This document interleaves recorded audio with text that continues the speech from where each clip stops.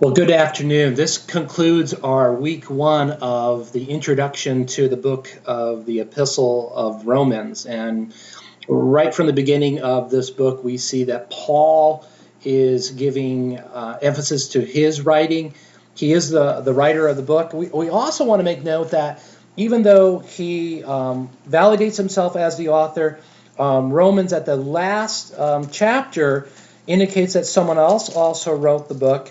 You may want to look at that chapter in chapter 16, where it says, I, Tertius, wrote this letter and greet you in the Lord. And this is chapter 16, verse 22. But chapter 1 is a great chapter of just the introduction to Pauline theology. In chapter 1, he identifies himself as the servant of Jesus Christ, and that this promise, this good news, this statement of who Jesus is goes to the ends of the earth. Look what it does in verse 5. He says, I've received grace and apostleship to bring about the obedience of faith for the sake of his name among all the nations. So this is a letter to all nations. This is a letter to us.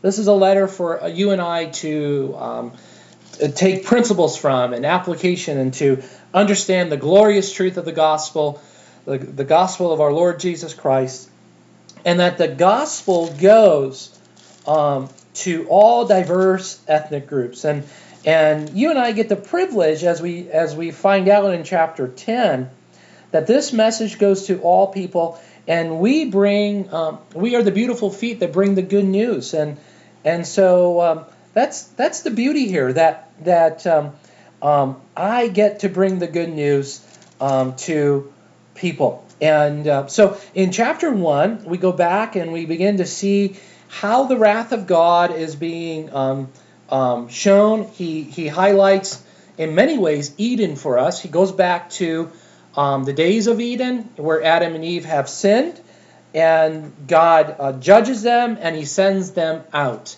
And there we are revealed right in that garden, the gospel, the proto-evangelium, that Latin word, the first message of the gospel. And then we come to chapter 1 of Romans, this great epistle, and we see that there are some unique themes that he begins to show us. He wants to show us the wrath of God, namely, but then he wants us to show us the grace of God, all the way from chapter 3 to chapter 8, verse 39. And then he shows us the plan of God and how God's plan of bringing in the Gentiles and the nation of Israel together. And this was by his will in chapter 12. And so as you begin to read some of this preliminary thought on Romans, you can see the God-centeredness here, the gospel-saturated language that Paul is hoping that people would begin to understand and really see. Verse 18, for the wrath of God is revealed from heaven against all ungodliness and unrighteousness of men. That's written to us, how the wrath of God is being poured out. And then he goes to chapter 3 and revealing the Jews and the Gentiles. Again, there is none righteous, no, not one. No one understands, no one seeks for God. All have turned aside together. They have become worthless. No one does good, not even one. And then chapter 5, we are revealed again with the gospel. That chapter 5, verse 8, he says, but God shows his love for us, that while we were still sinners, Christ died for us. My encouragement for you is for you to explore this great epistle.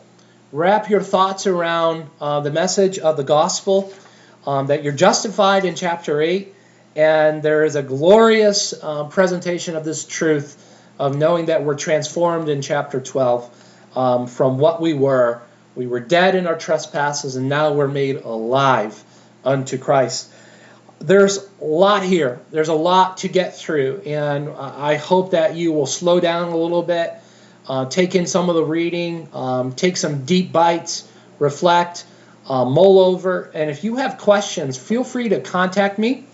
I think in this class, since we have so many students, this is going to be the best way for me to communicate to all 30 of you. So again, if you have some feedback you would like me to maybe touch on, something from the reading, I'm going to try to take all your comments in your discussion board, and at the close of each week make comments here through video.